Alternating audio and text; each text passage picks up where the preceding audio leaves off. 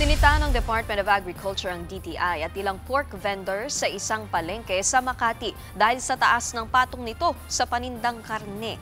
At live mula sa Guadalupe Market na sa frontline ng balitang yan, si Nina Ongpauco. Nina, magkano nga ba ang bentahan nila dyan kaya nasita?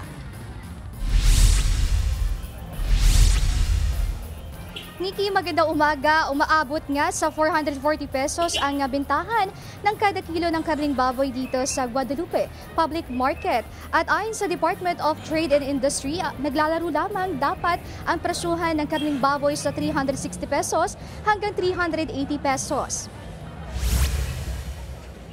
Paliwanag ng ilang pork vendor, mataas kasi ang patong ng mga middleman sa kanila at mataas din ang renta sa publikong pamilihan. Pinag-utos naman ni Agriculture Secretary Francisco Tur Laurel sa FTI na suplayan ng baboy ang mga nasabing titinda ng baboy para mapababa ang presyo nito nang hindi mababawasan ang kita. Samantala, walang inaasahang pagtaas ng presyo ng iba pang bilihin dito sa Guadalupe Public Market. Kabilang dito ang presyo ng mga isda, karning baboy, manok, gayon din ang gulay. Kabilang din dito ang presyo ng mga isda at mga gulay na itinitinda dito sa market.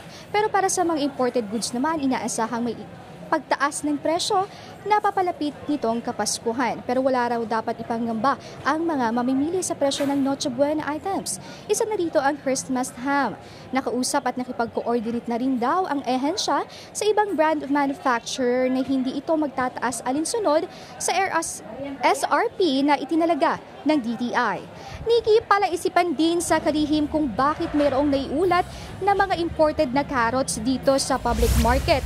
At gayon din sa susunod na linggo, sa isa lamang inaasahan, darating ang mga inimport na carrots at niya, papabalikin niya sa mga tauhan ng DA ang mga ito para magbantay at magpaliwanag at posibleng kasuhan din ang mga ito o ang mga vendor na nagtitinda dito sa Guadalupe Public Market.